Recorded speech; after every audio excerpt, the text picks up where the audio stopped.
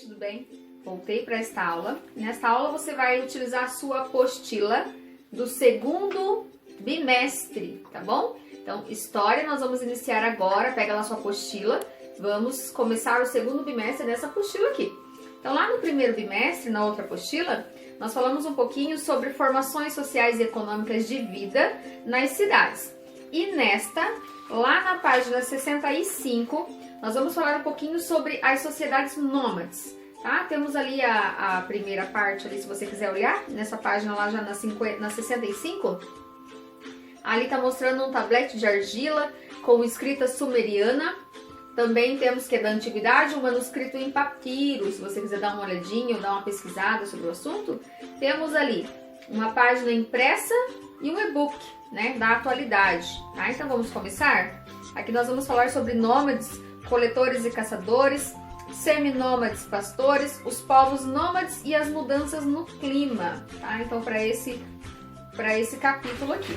Então lá na página 66, as sociedades nômades. Vamos à leitura? Pega lá a sua apostila e vamos acompanhar.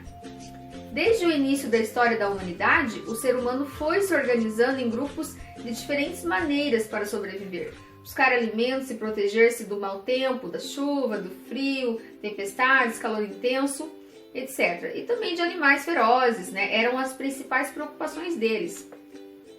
Alguns eram sedentários e, por terem residência fixa, cultivavam a terra. Outros, sendo nômades, iam de um lugar a outro em busca de alimento, benefícios e recursos para uma vida melhor. O clima, a água, abrigo, entre outras coisas que eles procuravam, né?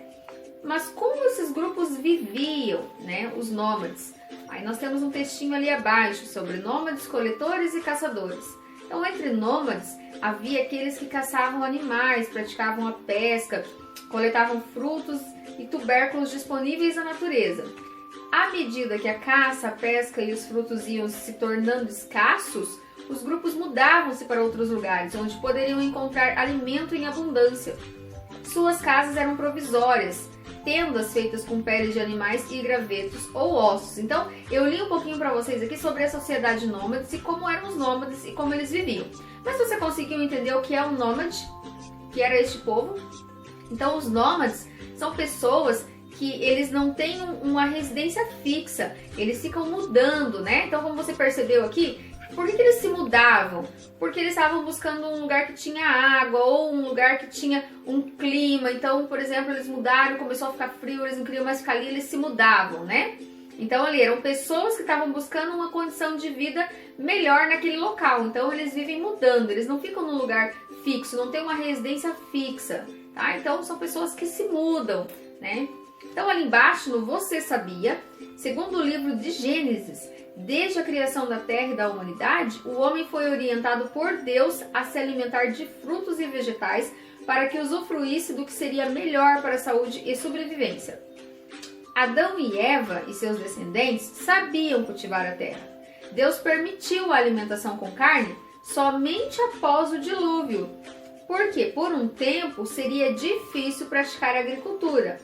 O mais provável é que essa nova dieta devesse ser provisória, até que a terra tornasse a ser produtiva e pudesse ser cultivada outra vez.